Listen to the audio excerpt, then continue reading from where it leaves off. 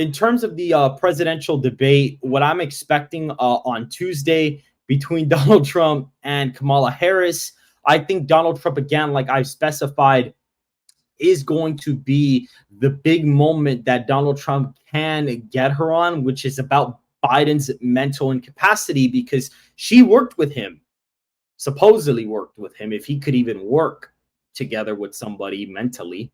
And so I think that it's going to be interesting to see that play out, because I don't know, again, the moderators may bring it up. Trump may bring it up. Like, who knows? I doubt Harris would bring it up because she knows that's going to hurt her, unless she really is that stupid and decides to bring it up. Oh my God, my dear Joe, he saved us. I'm the Democrat nominee now. I mean, if she says that, it's over. But if they bring it up and she's like, oh, I don't really regret it. He's the smartest guy. No, it's like, okay, well, I don't really understand. Like, Trump could literally just say, oh, like, well, he's not here anymore. So it doesn't make any sense for that to be the case. Like, it wouldn't make sense for her to say that, and he could just be like, oh yeah, he's not even here.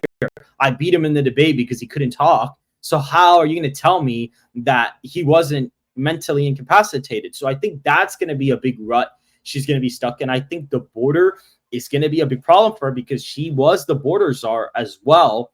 It's just a fact. Like, the media reported her as the border czar. Biden gave her that position to be in charge of the border, and she failed at the border. She failed. It is clear as day.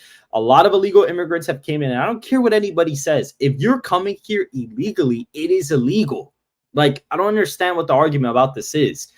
People have to come here legally, and unfortunately, at this point in time, I think it's gotten so bad to the point where we're going to have to stop legal immigration for 20, 30 years. It's gotten that bad. Like, we're going to have to stop it for quite a long time because it just got so out of hand with Biden. It's almost like if you're in a physical education class and some kid starts acting up and the teacher like gets the whole class in trouble.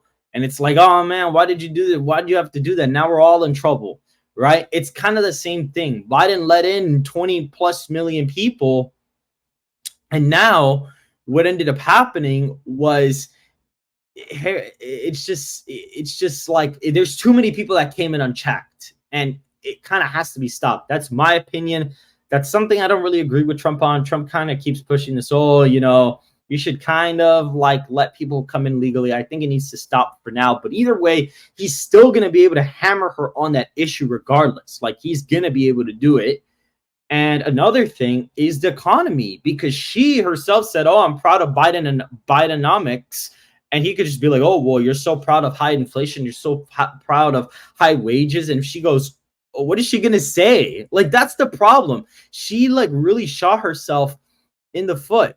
It is pretty bad because it's pretty bad because she set herself up for failure against Trump, because what ended up happening is now she has to be able to defend her economic policies against Trump.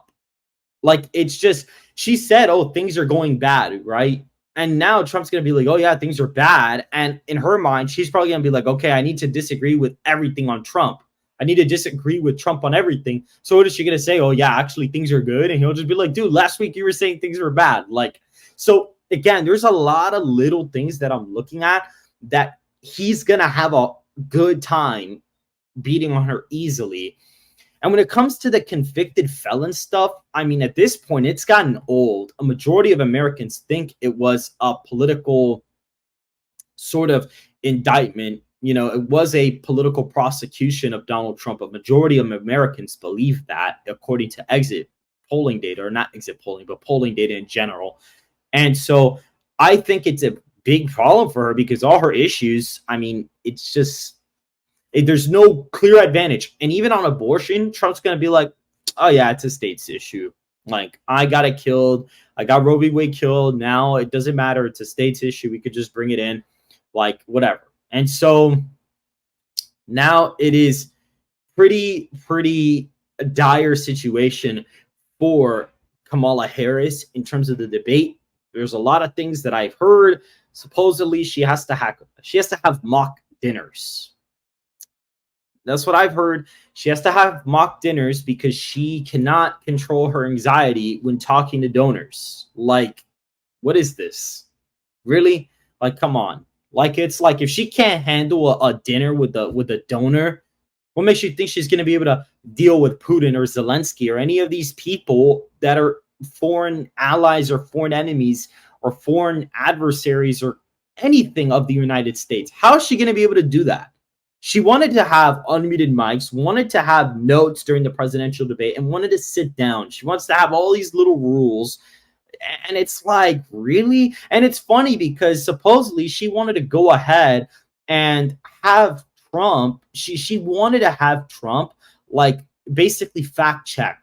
Like she was gonna fact check him live. Like if they didn't have the muted microphones, she would just interrupt and be like, "Oh, that's actually not true." Like that's basically what the reporting has been on that. And so now that they basically got the rules rejected, they were practicing their debate prep with the new rules that they wanted. And I guess they were so certain that ABC or whoever's doing the debate was going to give them the the rules, that they were so certain that they were going to give them the rules, that they just practiced with the new debate rules. And now that they're not getting them, they're scrambling right now, and they're having a stand-in for Donald Trump. Like, really? Like, I wonder who, I want to know who is doing it. I'm like really curious to figure out who's actually doing it, because that would be hilarious. I would find that hilarious if they actually have somebody standing in for Donald Trump. That would be super funny if they had somebody standing in for him, because there's no way to predict him. Like, yes, you know how he is, but like they probably have a twisted representation of how he's going to come across in the debate. They probably have him, or whoever the stand-in is, they probably have them interrupting Harris all the time. And it's like, even with the muted mics, like it's not going to happen. Like Trump can't interrupt her. He literally can't. And he's even stated that he's going to let her talk, which is the thing he should do. He should let her talk. He should do it. It's almost the same thing as Biden. If he lets her talk, I mean, it's relatively the same thing, because electorally, she's just not there. It's just not there.